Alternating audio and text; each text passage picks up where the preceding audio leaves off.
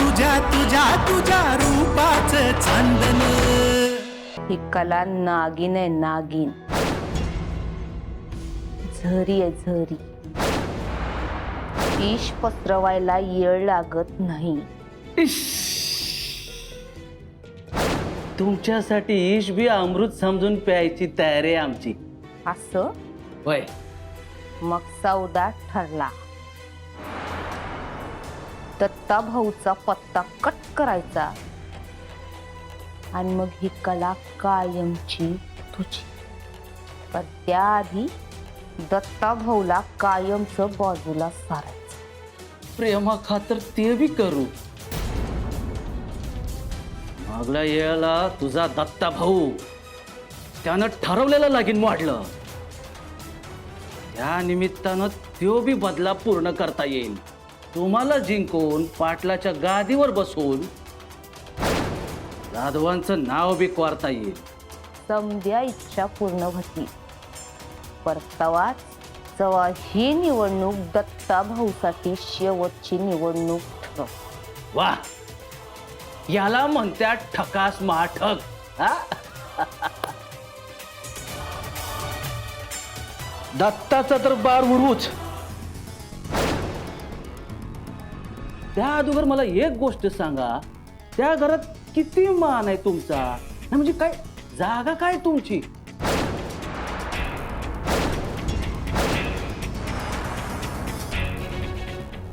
कलाला कुणाच्या मानाची आणि तानाची गरज नाही. माझी जागा मी स्वतः बनवते. एक नंबर. नाही म्हणजे 10 पब्लिक गोळा करतो आणि त्यांना टाळ्या वाजवायला सांगतो तुमच्यासाठी. हो कलाबाई, तिथं आमच्या समोर नुसती डायलॉग बाजी करण्यापेक्षा घरातल्या कट कारस्थानाकडे जातीने लक्ष द्याल तर बरं होईल. काल परवा आलेली पोरगी सरपंच पदासाठी उभी काय राहते? तिच्या हातात तिजोरीच्या चाव्या काय पडत्यात? याचा अर्थ येतोय का ध्यानात? आता हळूहळू ताईसाहेब घरातनं कलाचा पत्ता कट करणार. कलाच्या मालकीचं समद हिसकावून घेणार. उगा हाफमॅड सारखं बोलायचं नाही. एवढं सगळं होईपर्यंत मी काय हातावर हात धरून बसणार आहे वय? माझा इंगा मी दाखवला नाही अजून. त्यो दावेपर्यंत तुमची जागा गेली असल. हवं तर लिहून दे तुम्ही. कोण म्हणलं असं? टीचर टीचर भविष्यवाणी थोडी थोडी आम्हाला बी कळते. तुम्ही घरी परतल्यापासून एक तरी गोष्ट तुमच्या मनासारखी झाली आहे का? हा? तुम्ही ज्या पुंगळ्या संग लगीन केलं तो बी तुमच्या पसंतीचा नव्हता. तिकडं बी तुम्हाला तुमचं मन मारायला लावलं. कोणा संग आयुष्य घालवायचंय तो निवडण्याचा अधिकार बी तुमच्याकडे नाही. आणि समजा तुम्ही तुमचं म्हणणं घरी मांडायचं ठरवलं तर त्याकडे बी कानाडोळा केला जातोय. तुमचं कोणाला काय बी पडलेलं नाही. असं काय बघताय? माझ्यापेक्षा तुम्हाला जास्त कळायला पाहिजे. कारण तुमच्या संग जे बी काही चालू आहे तो एक डाव आहे. त्यांच्यासाठी तुम्ही आता लहानगी पोरगी राहिला नाही. त्यांच्यासाठी तुम्ही घरातली एक आश्रित हायसा. त्यांच्यासाठी तुम्ही घरातली आडगळ आहात. भवानी, तोंडाला येईल ते बरळायचं नाही. काय खोटं बोललो? नाही म्हणजे आम्ही जे काही सांगतोय त्यातला 1% जरी खरं असेल तर तुम्ही जे काही म्हणाल ते हारायला तयार आहे आम्ही. आणि जर नसल तर मग तुम्ही आणि तुमचं नशीब. कलाचं नशीब लिवायला साठवाई बी घाबरती. माझं नशीब मी स्वतः लिवतो.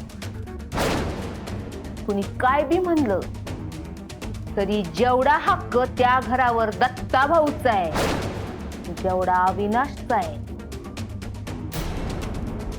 तेवढाच हक्क माझा बी आहे आणि कुणाचा बाबी तो काढून घेऊ शकत नाही. कॉन्फिडन्स, एक नंबर कॉन्फिडन्स आवडला आपल्याला. अधिकाराची भाषा त्यानंच करायची असते ज्याला त्यो करायचा अधिकार असतोय. तुम्हाला तर ते बी माहित नाही अजून. अगोदर जाऊन शोध घ्या तुमच्या अधिकाराचा. तिकडं तुमच्या आईसाहेब घराच्या बाहेर वस्तीतल्या लोकांसमोर उमेदवाराची घोषणा करायलेत. जाऊन बघा तिकडं भेटतोय का तुम्हाला तुमचा अधिकार. ताई साहेबांचा विजय असो. ताई साहेबांचा विजय असो. ताई साहेबांचा विजय असो.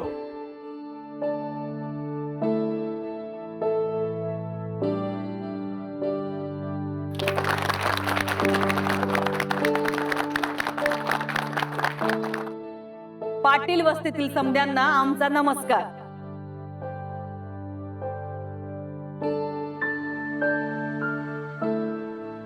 दरवेळीप्रमाणे यंदाच्या निवडणुका भी तोंडावर आल्यात आणि निवडणुका म्हटल्या की प्रचार हा आलाच. तुम्ही समदे आमच्या खूप जवळचे आहात, आमचं कुटुंबच आहात म्हणा ना. तेव्हा कुटुंबाची काळजी घेणं, त्यांना सांभाळणं ही आमची जबाबदारी आहे.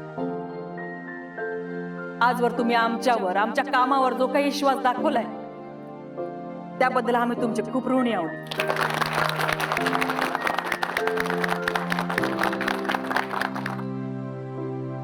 गावाच्या विकासासाठी, गावाच्या भल्यासाठी घेतल्या जाणाऱ्या समध्या निर्णयांमध्ये तुम्ही समध्यांनी उत्साही सहभाग घेतला आणि यापुढे भी तो असाच राहील अशी अपेक्षा करतो. ताई साहेबांचा विजय असो. ताई साहेबांचा विजय असो. ताई साहेबांचा विजय असो. आपण नेहमीच एकमेकांच्या मतांचा आदर केलाय. आजवर कोणतेच निर्णय एकटीनं न घेता तुमच्या विश्वासानं तुमच्या संघ घेतलेले आणि म्हणूनच आम्ही यंदा बी ठरवले की यंदाच्या निवडणुकीचा निर्णय बी आम्ही तुम्हाला समोर ठेवूनच करणार. फक्त तुमची साथ हवी आम्हाला. ताई साहेब, तुम्ही जो काय निर्णय घ्याल तो आम्हा समदेसनी मान्य आहे. काय हो?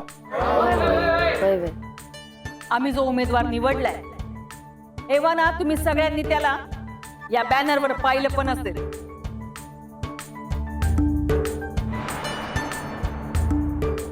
त्याची निवड करण्यात आम्हाला तुमचा पाठिंबा हवाय. तो जर असल तर तिकडं तुमच्या नावाची राखीव खुर्ची ठेवली असल. जर का तसं झालं तर यो भावानी तुमचं पायतान डोक्यावर घेऊन आयुष्यभर गाववर हिंडल. आणि जर का तो अधिकार नसल तर मग नागिनीला इश्क कसं आणि कुठं सोडायचं सांगायची गरज नाही. या गावात धान्य वाटप असो, जमिनीचा व्यवहार असो, तुम्हा सगळ्यांची लाख मोलाची साथ हीच आमची खरी कमाई. आजवर आमच्या प्रत्येक निर्णयाला तुम्ही पाठिंबा दिलाय, आमच्या शब्दाला मान दिलाय आणि म्हणूनच तुम्हा सगळ्यांचा मान राखून आज आम्ही हिथं प्रचाराचा नारळ फोडत आहोत. ताई साहेबांचा विजय असो. ताई साहेबांचा विजय असो. आणि म्हणून तो मान आपल्याच गावातल्या जवळच्या आणि विश्वासू माणसानं घ्यावा अशी मी त्यांना विनंती करते.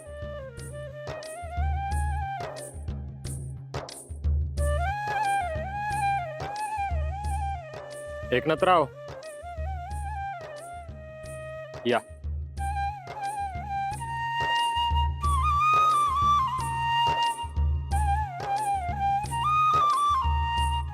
ताई साहेब, म्या कसं म्हणजे एकनाथराव, तुम्ही वयानं आणि अनुभवानं आमच्यापेक्षा बी मोठे आहात.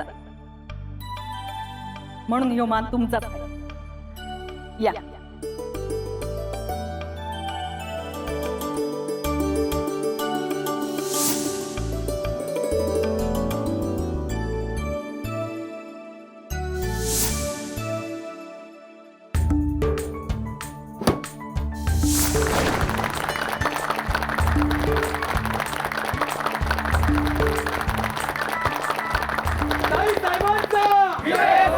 ताई साहेबांचा ताई साहेबांचा ताई साहेबांचा. आता प्रचाराला सुरुवात झाली असं मी घोषित करतो आणि उमेदवाराला तुमच्या समोर बोलवतो.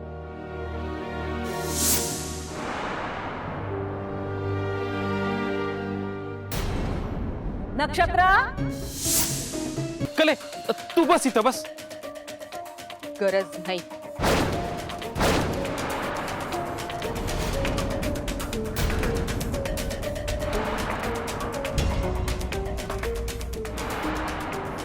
अगं कले बस की. तसंही मला आता बोलायचंच आहे पुढे जाऊन. अधिकाराची भाषा त्यानंच करायची असते ज्याला त्यो करायचा अधिकार असतोय. तुम्हाला तर ते बी माहित नाही अजून. अगोदर जाऊन शोध घ्या तुमच्या अधिकाराचा.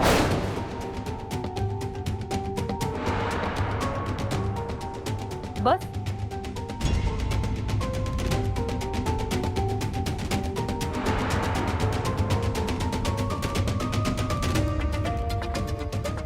मी हाय आता. चालू द्या तुमचं.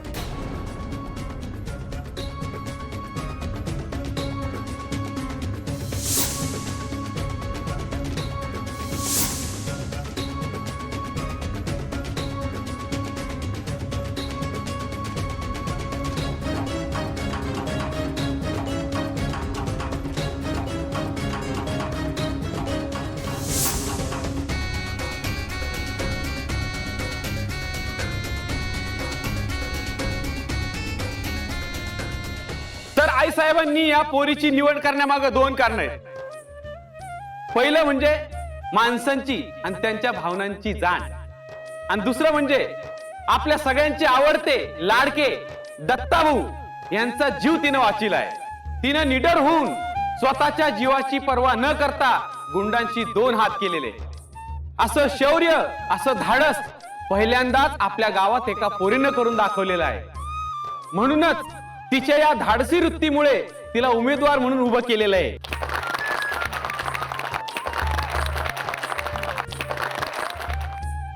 एखादी स्त्री जसं घर सांभाळू शकते तसंच येळ पडली तर ती कालिका बी बनू शकते, हे या पोरीने दाखवून दिलेलं आहे. टाळ्या.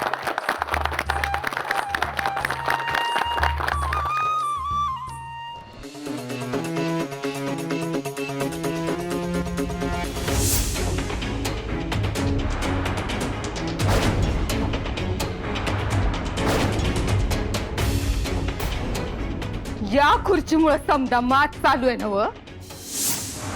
या बी गप्प बसणारी नाही. याचा एक एक पाय कसा निखळवायचा मला चांगलं ठाव आहे.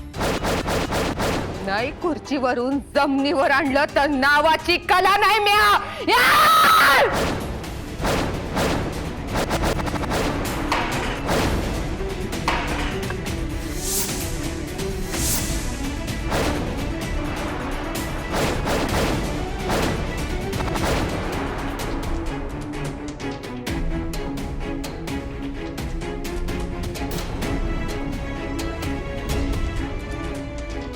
ताई साहेबांचा विजय असो. ताई साहेबांचा विजय असो. कलाताई, ही खुर्ची म्हणजे साधा ठोकळा आहे. तुम्हाला लाद घालायचीच असेल तर खुर्चीत बसलेल्या माणसाला घाला. खुर्चीवर राग काढून काय होणार आहे? बसणार. ती बी लाद बसणार आणि अशी पेकाटात बसणार ती चांगलं कंबरड मोडल. फक्त ती येळ यायला पाहिजे. तुमची येळ येईपर्यंत तुमच्या हाताला ना ती खुर्ची लागणार आहे ना ते सरपंच पद. मला त्या सरपंच पदाचं कौतिक नाही. पण या घरात झालेल्या अपमानासाठी असा अपमान दावणारे पुण्यांदा कुणाचं तोंड वर करायची हिंमत व्हायची नाही. अहो घरातलं पोतीर नुसतं खराब झालं तरी बदलतात आणि आपण तर नात्यातले. तुम्हीच सांगा मला, काडीची तरी किंमत आहे का आपल्याला या घरात? अहो मी सकाळी म्हणलं मी बी येते बाहेर, मला म्हणली काय बी गरज नाही, गप बस इथं. जणू मी बाहेर गेल्यावर ह्यांची इज्जतच जाणार होती. इज्जत तर जाणार, इज्जत जाणार आणि त्याची बरोबर व्यवस्था करणार मी. समजाचे समजे हिशोब चुकते करणार. कला, ही खुर्ची उमेदवारासाठी आहे, म्हणजे नक्षत्राची. कले तू बस इथं बस. बस